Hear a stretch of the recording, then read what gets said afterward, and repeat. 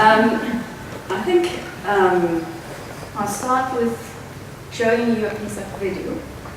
Some of you will be familiar with this because it was produced during the IPC General Assembly in the Netherlands two years ago, I think.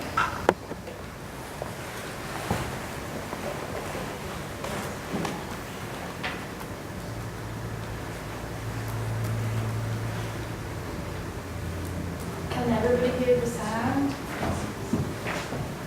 When you look at material doing the internet every day, in everyday life, you look up information, you buy things, you study, and now imagine that this internet that we take for granted that it is there is no longer available in 50 years.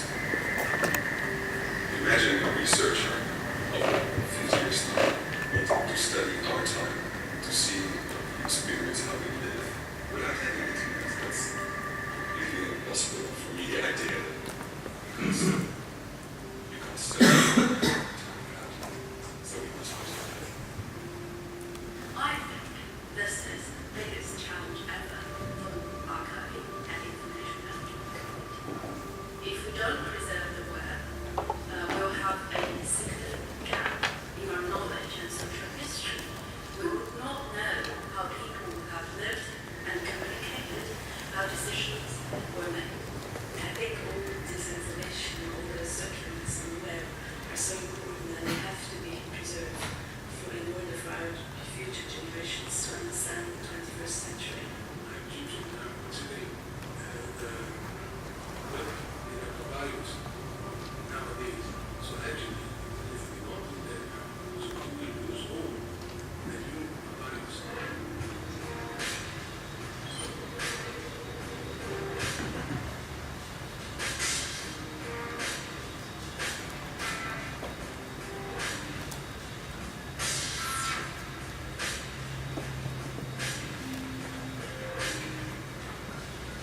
Yeah, the internet is very big. It's a very big sort of thing to wrap your head around. You can't ever say the technology is done, the job of collecting is done. You can't say it's January 1st we're going to collect the internet today, and we've got it for this year. The content is changing, the technology use is changing, so it requires an active effort. Thanks to the holes in Amazon, everyone in the world knows about Swiss cheese. Let's assume the whole cheese represents the whole of the Swiss web. So my goal is that the market of Switzerland will cover a significant part of the Swiss web and hopefully much, much more. All of the internet is at risk. All of the web could disappear when organization priorities change, governments change, culture changes, and so unless there's an active effort taken to report it for the future, it could be forgotten. It's a problem for everybody, so everybody needs to help.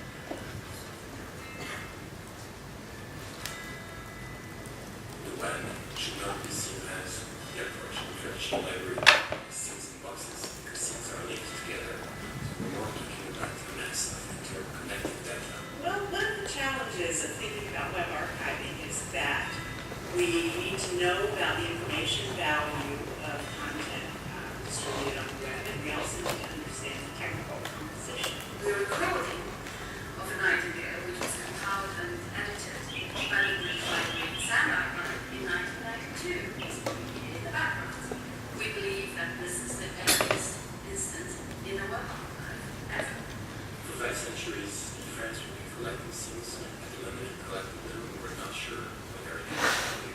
I can really imagine the situation. Someone would come to the library and say, hey, I want you to get the blog of my grandfather. So there is a part of personal research, personal digital memory in web archiving as well. There is an extremely central mission involved in all the organizations in the IPC, where we would lose this bit of our culture, we would lose this bit of news, we would lose this bit of anything if we were not taking care to preserve it. And so there's a protector impulse there, which creates a lot of satisfaction. Together, I think we have learned far more than any one organization. We have come to view the IPC as having a unique expertise that we can't find anywhere else. Because each is at a different stage of archiving. It helps us teach each other, leverage each other's ability to collect things, to choose what should be collected. In some cases, it's helped to provide legal support for archiving. Developing IRC is through community. There's a community of people that are very much love skill on their separate knowledge fields. And you need to work together to tackle this problem. I think important here is really the cooperation, and there is no need for competition. That's why I think IRPC is such a great thing, because it allows us all involved in web archiving to share experiences, information, knowledge, and it helps us learn from each other, and that's just great.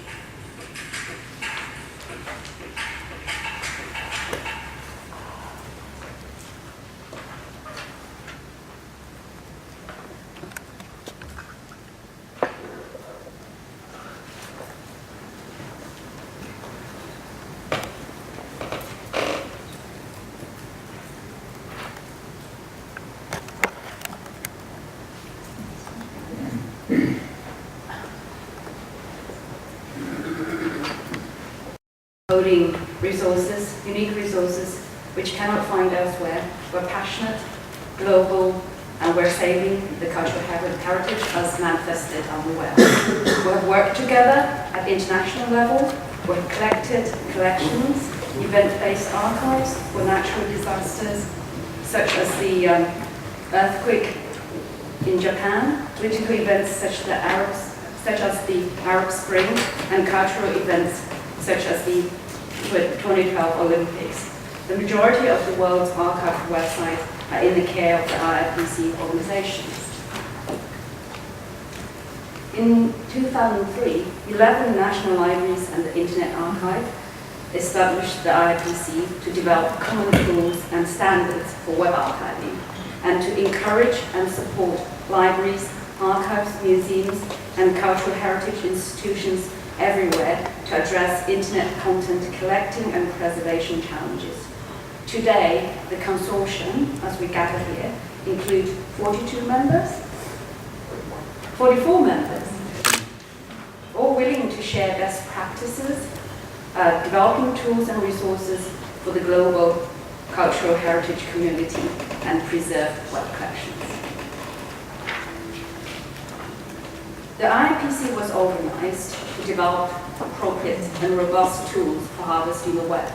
It was quite clear from the beginning that collaboration would be more effective and efficient and cost-effective than each member developing their tools in isolation. The resulting outcome has been the development and improvement of, for example, the heritage crawler managed by the Internet Archive and supported by member organizations.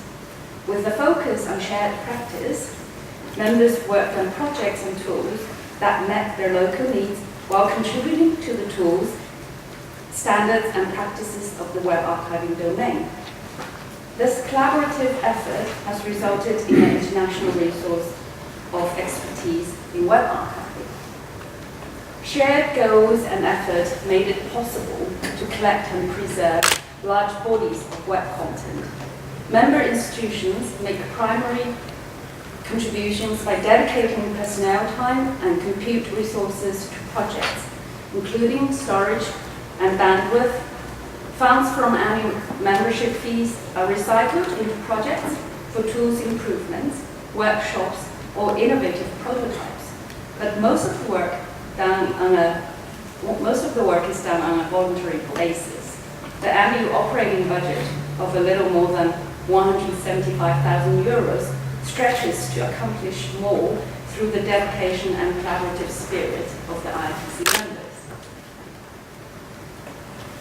The IRPC is unique, both in terms of its focus and its membership. The IRPC targets the preservation of websites as a specific domain of digital content. This intense attention to a very specific and pervasive vehicle for digital content has created a greater capacity to successfully address challenges. This focus has also contributed to great interoperability of collections through the development and adoption of common tools and standards. It has also contributed to the development of a high degree of trust. The membership is diverse in terms of geographical distribution, institutional size, and skill levels of staff, but work together in an open and collaborative manner. Any questions posted to the members' listserv receive thoughtful and prompt responses. Members contribute data and staff time to test tools and services. The IPC is a model of collaboration and productive effort. The IPC has fostered the establishment of a worldwide web archiving community. It's a primary resource for organizations that are just starting web archiving programs, and also a venue for organizations with mature web archiving programs that want to advance the field. The IPC supports the development of the tools and standards. The committee needs to do their work. Heritrix we just mentioned, and there's also WeBank, the WOC standards. The community is dependent on these tools, and the IPC is dedicated to ensuring that they are maintained and adaptable to new web publishing technology. On a global scale, members of the IPC are committed to saving the contemporary knowledge, history, and culture for the next generations. The IPC has international appeal and benefit. The founding membership's results-oriented enthusiasm encouraged interest in web archiving. The shared expertise encouraged the establishment of more than a dozen programs at national and university libraries.